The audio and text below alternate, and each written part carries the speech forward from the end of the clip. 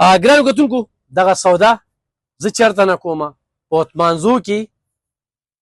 کوم ټیک شاپ چې دی کوم ټیک شاپ دی اتمانزی ټیک شاپ نو یو خو ما ته په خپل قیمت باندې ملاویږي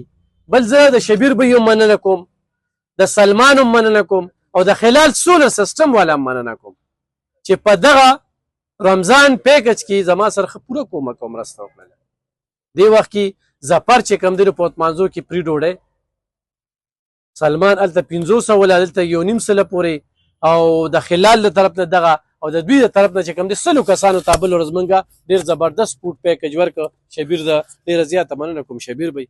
ډیره مهرباني الله هم ډېر خوشحاله کړه چې تاسو موږ له دونه وخت راکړې انشاءالله دا کوشش پکار دی په دې رمضان کې ډېر زیات غریبانان دي اوس هم پرون هم کسان راغلي ډېر زیات کمزوري وو سپینګیري باباګان راشي که نه نو کوشش پکار دی ټولو له سوالګر ته پکار دی جوړو نه خو چې څه همت وي او څه کومک وي دا سفیدپوشه خلک چې کوم دي نو دوی چې دي چاته لاس نشي نیوي نو کوشش پکار دی چې مثال کې طور پر سړی غریبانانو سره مرسته وکړي له 70 روپۍ ورکړي سودا ورله واخلي داسې پیکج وله ورکړي دا دی الحمدلله بله ورځ موږ 100 پیکجونه ورکړله او کوشش هم نور هم دی انشاءالله چې 100 نور هم ورکو کوشش هم دا دی انشاءالله تعالی دا تا سره څونه کونډې وي که نه عمرزو چوک ته کري وله خیر ته ورکوه او هلته ورشه الف خان نه ورشه سودا روچته بالکل او الله دې ډېر خوشحاله وباسي اتمانزو کې څونه راځي ګرانو کتونکو خو ګورئ شبیر بهي له راځي راشه دې خواته که نه اتمانزی ټیک شاپ والي سره سوی دلته کې خو ته سودا ټیک شاپ چې کوم دی وی آی پي ټیک شاپ دی ډېر ښه د کسانو دی او مطلب دا دی ډېر نیک خلک دی مطلب دا دی په هر لحاظ سره امداد کوي په هر لحاظ سره دی لګیا دی هر سړي سره منډه مرسته هر څه کوي او تاسو پکې منځته راغلئ نو تاسو هم پکې ورسره پکې راوکړو دم وکړو انشاءالله چې دا به د کامیابۍ محترمه باندې ځي او ټول ګرانو کتونکو دوه خبرې یو خو ما دې ځای نه سودا وکړله او زه چې کومه سودا نو ولې چې ته ما ته په خپل ریټ ملاویږي دویمه خبره دا ده چې هغې خلکو ته هم چې تاسو سودا کوئ نو راشئ اتمانزی ټیک شاپ ته دې کې خریداري وکړئ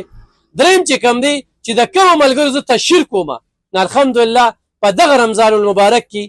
هغوی په خپله هم ورکړه کوي او زما په ذریعې به ورکوي او څلورمه خبره مې دا وکړله چې دلته کې کومې کونډې د اتمانزو راځي چې یتیمان واړه واړه بچي وي انشاءالله دې رمضان کې به رانه اوږې نه پاتې کېږي غوړي به هم روړي اوړه به هم روړي او دال او چیني او دا به هم روړي نو هغه به هم شبیر بهي ته وي چې تر اختره پورې بالکل رالیږه نو الله پاک دې زموږ دغه خدمات دا قبول کړي بل دا ده د عبرت دپاره ډېرو خلکو سره پیسه ده ایښودلې ده نو چې دې وخت کې مونږ ونه لګوي په خپله مخوره او په بله مخوره نو چې دې وخت کې مونږ ونه لګو نو قبر ته به ځان سره وړو خالي لاس دې دنیا ته راغلي خالي لاس په دې دنیا نه ځو دا نن چې مونږ په دې صحت روغ دا الله په مونږ باندې ډېر غټ کرم دی ورچې څوک په کټونو پراته وي که نه او څنګه به بار پاسم او د خلکو به خدمت وکړم نو وکړئ دې روژه کې دا چانس دی د دې نه مقوالی مننه